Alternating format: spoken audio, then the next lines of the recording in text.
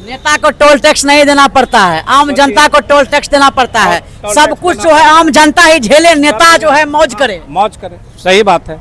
सारे फैसिलिटी वो लोग अवेल कर रहे हैं, पेपर का पैसा नहीं लग रहा है। और जब से मोदी जी कहे हैं तब से रील पे रील बना रहे हैं कि हम साइकिल से जा रहे थे, हम घोड़ा से जा रहे हैं, हम हाथी से जा रहे हैं। की बातें तो हमको लगता है कि अभी तक इतना उम्र में हम देख रहे हैं, जब से हमारी देश आज़ाद हुई है उससे टिल नाउ अब तक जितने प्रधानमंत्री हैं ना, इतना फेक बात बोलने वाला हमको कोई प्रधानमंत्री नहीं मिला। पहले जो इलेक्शन होती थी, आई एम 63 ईयर्स ओल्ड, ठीक ना, उस समय हम देखते थे कि गांधी मैदान में आते थे कोई भी हमारे पीएम, तो बिहार में 1-2 जगह प्रोग्राम देते थे और हम लोग ये होप करते थे कि हमारे स्टेट को क्या दे रहे हैं, वो क्या दे रहे हैं, क्या घोषणा करके जा रहे हैं ये। और इनका तो कोई मुद्दे पर बात ही चित नहीं होती। कोई जो मेन इश्यू है, महंगाई है, बेरोजगारी है, शिक्षा है, चिकित्सा, इस पर बात नहीं होती है। क्या कहिएगा, लगातार पेट्रोल डीजल का दाम बढ़ रहा है, इससे साबित होता है कि हमारे यहाँ पेट्रोल डीजल का स्कार्सिटी हो गई है और आर्थिक स्थिति भारत की दयनीय है। और मैं तो इस पर यह कहना चाहूँगा कि जो हमारे पॉलिटिशियन हैं, जो अभी पदधारक हैं, चाहे एमएलए हो, एमएलसी हो, या फिर प्रधानमंत्री हो, या केंद्रीय मंत्रिमंडल के हैं, उन लोग को पहले इस पर ये करना चाहिए, मोदी जी कटल करना चाहिए। मोदी जी के काफिला में अनेकों गाड़ी रहती थी, अब 2 गाड़ी से वो चल रहे हैं, कह रहे हैं आप लोग भी चलिए। 30 से 35 काफिला उनके गाड़ी के साथ चलती है और प्रचार प्रसार में उन पर काफ़ी खर्च होती है, अरबे रुपया। जैसे मुखिया का चुनाव होता है, उसमें उन्होंने कैंपेनिंग करते हैं, पहले वो लोग माने कर्टेल करें और तेल की खपत कम करें, हमारे देश की आर्थिक स्थिति मजबूत होगी। बिहार के मुख्यमंत्री, इसका सबसे ज़्यादा बोझ मध्यम वर्गीय परिवार, मिडिल ग्रेड के फैमिली और लोअर फैमिली प्रभावित होता है। जैसे फॉर एग्जाम्पल एक और दे रहा हूँ, जैसे टोल टैक्स लगता है गाड़ी का, ठीक है, मंत्री नहीं देते हैं, प्रशासनिक पदाधिकारी नहीं देते हैं, लेकिन मध्यम वर्गीय परिवार और उससे बिलो के ज़िंदगी जीने वाले हैं, lower middle class, lower class, ये सब तो देते हैं टोल टैक्स। तो वो लोग क्यों नहीं देंगे? उस लोग को टैक्स लगनी चाहिए। सम्राट चौधरी भी अपील किया जनता से कि बिहार वासियों से कि आप लोग जो है ई वाहन का उपयोग कीजिए, इलेक्ट्रिक वाहन का उपयोग कीजिए। ठीक है, इलेक्ट्रिक वाहन के लिए कर रहे हैं, लेकिन सभी लोग सक्षम नहीं ना उतना भी। अभी बहुत लोगों के जैसे मिडिल क्लास पर ही हम केवल बोलेंगे, मिडिल क्लास और लोअर मिडिल क्लास गाड़ी खरीदने के लिए उतना सक्षम नहीं ना है, उनकी इकोनॉमिकल कंडीशन उतनी अच्छी नहीं ना है, अपील करने से नहीं ना होगी, व्यवस्था देना पड़ेगा। तब अब जैसे एलपीजी गैस का प्रॉब्लम हुआ है, तो कह रहे हैं कि आप तो मार्केट से आपका इलेक्ट्रिक चूल्हा भी नहीं मिल रहा है, इतनी स्कार्सिटी है, शॉर्टेज हो गई। हाँ, तो अपील शॉर्टेज हो गई है, तो अपील करने से नहीं ना होगी। उसकी कीमत निर्धारित करें, कीमत कम करें कि मध्यम वर्गीय परिवार और लोअर मिडिल क्लास और लोअर क्लास भी उसको खरीद सकें, तभी ना खपत कम होगी पेट्रोल डीजल का।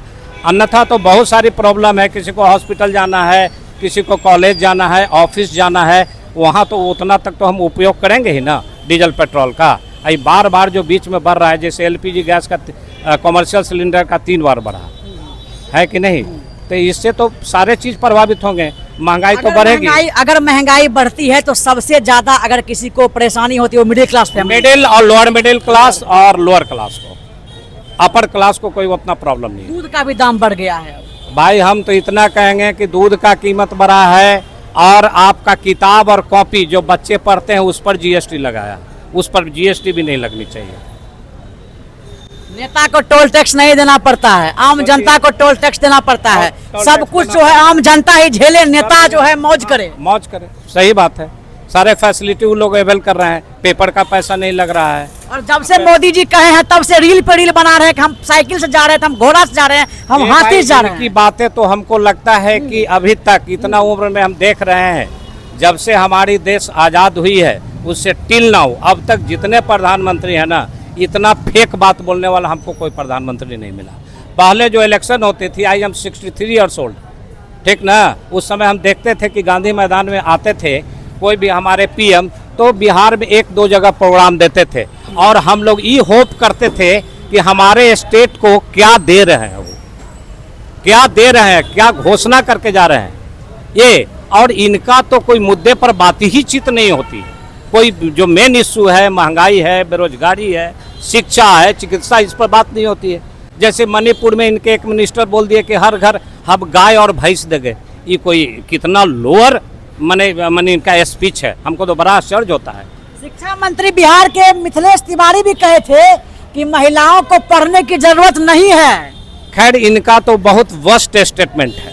पहले अपने घर से इम्प्लीमेंट करें तब हम चाहेंगे कि माने दूसरे जगह लागू हो करें। पहले अपने घर से इम्प्लीमेंट करें। अगर कोई भी कोई घोषणा करता है, कोई मुद्दे पर बातचीत करता है तो उसको पहले अपने इम्प्लीमेंट करनी चाहिए, तब न जनता को इम्प्लीमेंट कराइएगा। आप अपने बेटा को विदेश में पढ़ा रहे हैं, 17 को नेता का नाम हम जुड़वा दे रहे हैं कि आपका लंदन ऑफ इकोनॉमिक्स में पढ़ रहे हैं, लंदन में पढ़ रहे हैं, अमेरिका में पढ़ रहे हैं। हमको कहते हैं कि सरकारी स्कूल में यहाँ पढ़ाइए, और वो सरकारी स्कूल में इतना वर्स्ट स्थिति है ना, जो अपॉइंटमेंट हुई है टीचर का, उसको पढ़ाने आ रहा है क्या? उसके पास खुद एजुकेटेड नहीं है। जितना भी आप मुखिया के द्वारा ये सब जो अपॉइंटमेंट हुआ है, बहुत सारे स्पेलिंग मिस्टेक कर रहे हैं लोग। और एक चीज़ और बोलेंगे, डंडा भांजने वाले का आप कमीशन ले रहे हैं। जो पुलिस डिपार्टमेंट के हैं उनका आप फिजिकल भी ले रहे हैं और आप फिर उसका रिटन एग्जाम भी ले रहे हैं। और टीचर का बहाली ऐसे ही कर दिए, जो देश का भविष्य करियर बनाना है बच्चे को। ये सब अशोभनीय बात है। इस सब में सुधार की सख्त आवश्यकता है, तब हमारे बिहार वासियों का विकास होगा। चलिए, तो साफ तौर पे जो है कहे अंकल क्या कि जिस तरह से नरेंद्र मोदी इतना ज़्यादा प्रोपेगेंडा फैलाते हैं, कहीं ना कहीं इस देश के ऐसा पहली बार प्रधानमंत्री मिला है जो कि झूठ पर झूठ बोलते जाते हैं और जनता को डायरेक्ट चूना लगाने का काम करते हैं। आपने सुना साफ तौर पर अंकल का